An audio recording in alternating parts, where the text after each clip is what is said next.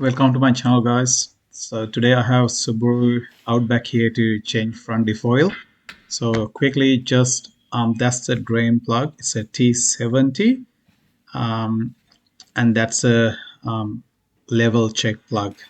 So the plug on the left hand side near the axle, do not remove it. It's not the filler plug.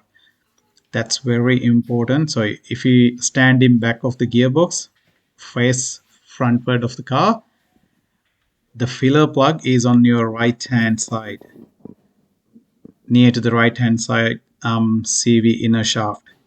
So if it is a left hand drive car or right hand drive car, regardless, you stay at the back of the gearbox and face towards the front of the car.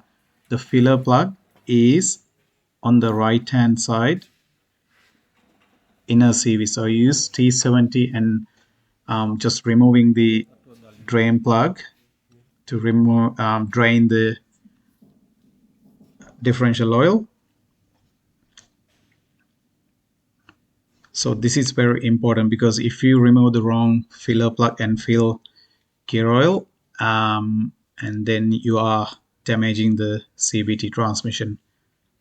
So make sure you follow the right procedure. So it's about as I remember, it's about 2.2 to 2.5 liter. So your filler plug is there on right hand side of the gearbox, just above the right hand side axle, the CV shaft. So you fill from there, go down. The filler, the level check plug is that. So remove that. So once the level is full, you will get some oil coming out from that plug.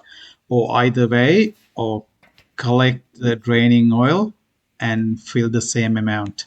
So do not remove. I'm telling you again, do not remove the left hand plug. So I hope this video helps someone who DIY. Thanks for watching this. Thank you.